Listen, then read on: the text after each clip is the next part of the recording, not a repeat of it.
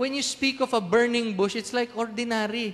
The most ordinary sight in the wilderness. So now I'd like to welcome 3 ordinary people on stage so that it will be drilled into our minds how ordinary, how God can come in ordinary places. Alex,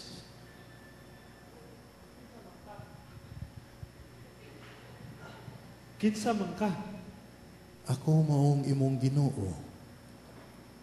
Asa man ka karon? Nako diha sa timpa nga imong gigamit. Mao ba?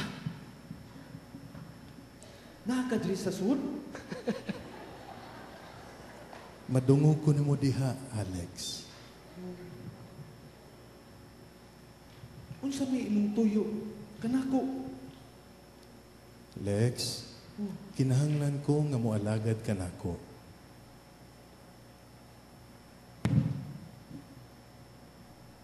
Nadungog ko nimo diha sa timba, Alex. Kinahanglan ko nga moalagad ka nako. Andam ako nga moalagad kanimo. Okay. That's the first picture. Give Alex a big hand. Okay. Some theologians would say that in the ordinariness of the work of a shepherd, you can liken it to a modern janitor and God speaking out of the pail. It's that ordinary. We'll see our second picture. Joshua, Kinsa may nawag nako? Joshua, ako maong imong Ginoo. Lord, asa mo ka, Lord? Na ako diha sa bola nga sige nimog dribble. Lord, nakadiri? Unsay tuyo imo nako, Lord? Joshua, gusto ko nga moalagad ka nako. Ngano man ako, Lord? Bata pa man ko niya, player man ko, Lord. Kinahanglan ko ang imong pagkabatanon aron madasig ang ubang batanon nga sila mahaduol kanako. Kinahanglan sad nako ang imong kakugi ug imong kadasig aron pagdasig sa uban nga nagluya. Sige, Lord.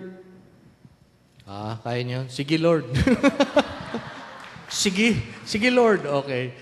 Others would say it would be as ordinary as coming into any profession, even hobby. So even in sports, God can appear to you in sports. And lastly, we have another image. Perla.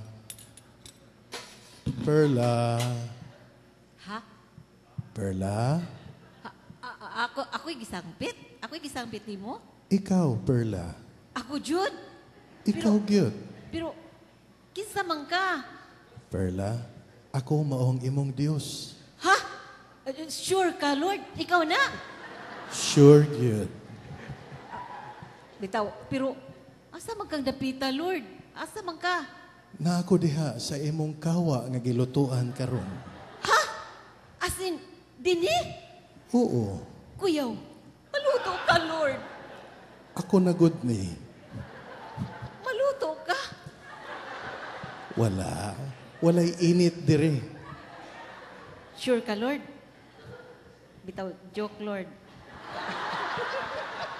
Lord, time para good. Nganong gisangpit man ko nimo? Ay, kung ingna imo na kong kwaon. Ayaw sa taon, Lord! Dili. Joke. Kinahanglan ko nga moalagad ka nako. Ako gyud. Oo. Simple ra ko nga manluluto. Ako gyud. Ikaw gyud. Usa man tayo akong mahimo, Lord? Usa may ako ikalagad? Kinahanglan ko nga ikaw mag-ayo sa pagluto aron pagpakaon sa akong mga alagad, sa akong mga misyonaryo aron dili sila magutman. Amen. Ha?